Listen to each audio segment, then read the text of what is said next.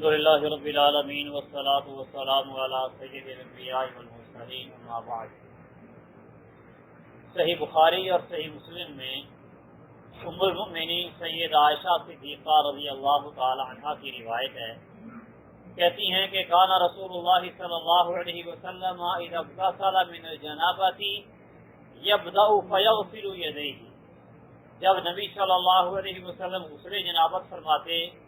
تو آغاز کرتے اپنے دونوں ہاتھوں کو دھوتے، ثم یفرغ بیمینہ علی شمالہ، پھر دائیں ہاتھ سے بائیں ہاتھ پر پانی ڈالتے، فیغسل فرجہ، اور اپنی شرمگاہ کو دھوتے،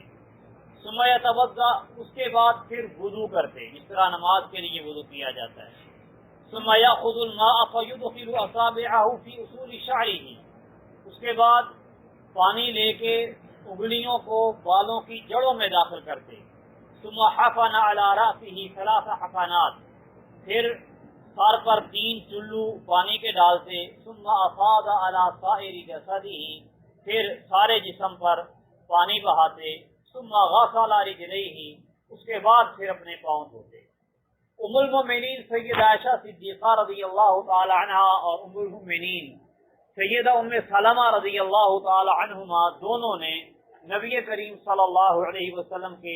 غسل کا طریقہ کار بیان کیا ہے۔ ایسے ہی سیدہ میمونہ رضی اللہ تعالی عنہا نے بھی غسل کا طریقہ بیان کیا ہے۔ سیدہ میمونہ رضی اللہ تعالی عنہا کی روایت صحیح بخاری میں ہے، وہ بھی تقریباً یہی طریقہ کار ہے غسل کا۔ اس میں یہ الفاظ ہیں، کہتی ہیں ثم افرغ علی فرجہ فغسلہ بشمالہ، دائیں ہاتھ سے بائیں ہاتھ پر پانی ڈالا اور بائیں ہاتھ سے استنجا کیا، شرمگاہ کو دھویا، اور ثم ضرب بها الارض، پھر اس بائیں ہاتھ کو زمین کے ساتھ بلا، یعنی مٹی لگائی اس کو۔ ایک روایت میں ہے فمسحها بالتراب، مٹی کے ساتھ اس کو رگڑا، ہاتھ کو مٹی کے ساتھ ہاتھوں کو دھویا۔ پھر ایک اور روایت ہے میمونہ رضی اللہ تعالی عنہا کی، اس میں ہے ثم اتیتہ بالمندیل، جب نبی صلی اللہ علیہ وسلم غسل فرما چکے تو میں تولیہ لے کے آپ کے پاس آئی، فردہ علیہ، تو آپ نے وہ قبول نہیں کیا بلکہ مجھے واپس کر دیا کہ گرمیوں کے موسم میں تولیے کی ضرورت نہیں۔ فجعل ينفض الماء بيده، اپنے ہاتھوں کے ساتھ آپ پانی کو جھاڑنے لگے۔ اسی طرح ام سلمہ رضی اللہ تعالی عنہ کی روایت ہے صحیح مسلم میں، کہتی ہیں اللہ کے رسول صلی اللہ علیہ وسلم میں ایسی عورت ہوں کہ اپنے سر کے بالوں کو بڑا اچھی طرح باندھتی ہوں، چٹیا کرتی ہوں، تو کیا میں غسل جنابت کرنے کے لیے سر کے بال کھول دوں؟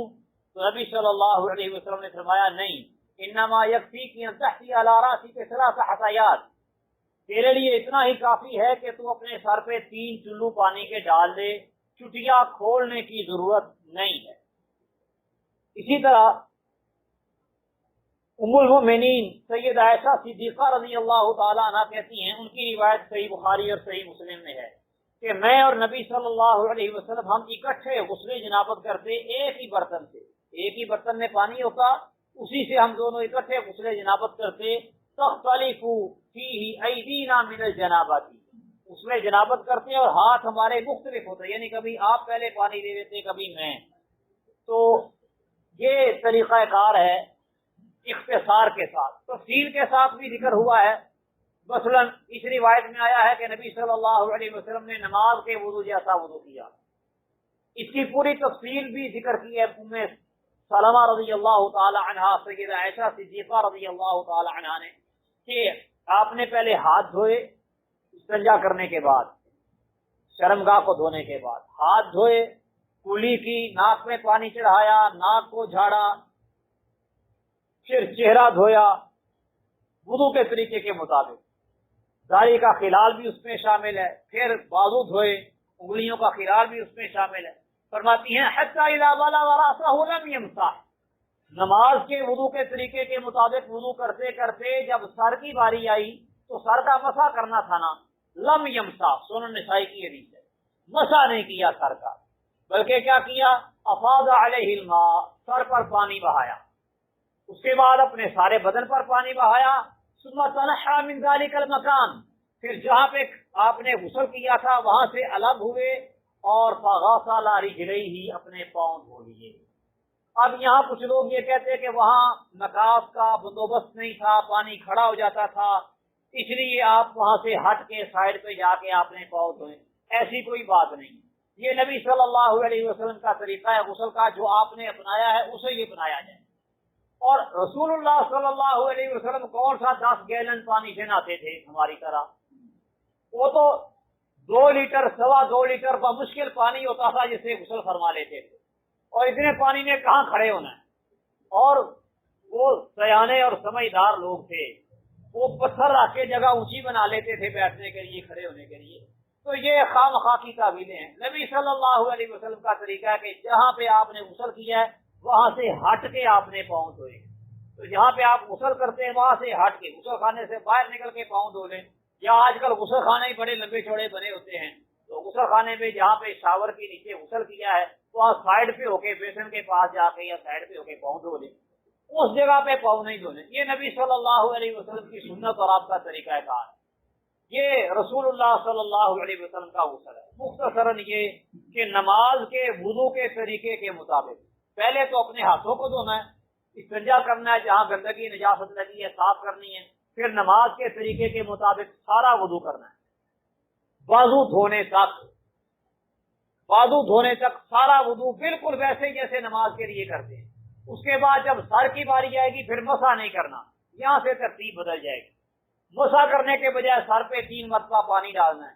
یا بال اگر گھنے ہیں تو اس طرح اس روایت کے اندر آیا کہ آپ نے انگلیوں کو پہلے تر کیا، انگلیاں تر کر کے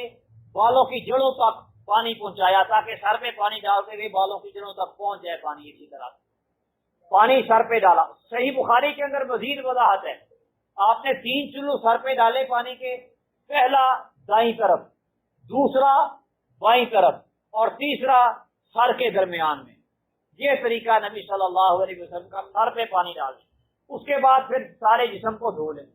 اس میں بھی اگر وہی احتیاط رکھیں ترتیب کہ پہلے دائیں جانب کو دھوئیں پھر بائیں جانب کو، اسی طریقے کے مطابق پھر بعد میں وہاں سے ہٹ کے پاؤں دھو لیں۔ یہ مکمل غسل جنابت ہے۔ جنابت کے لیے غسل کرنا ہو یا ویسے ہی غسل کرنا ہو، غسل جیسے جمعے کے لیے غسل کیا جاتا ہے، تو طریقہ کار یہی اپنائیں غسل کرنے کا، روٹین اور معمول یہی رکھیں۔ اللہ سبحانہ و تعالیٰ سمجھنے عمل کرنے کی توفیق دے۔ وما علیہ الا البلاغ۔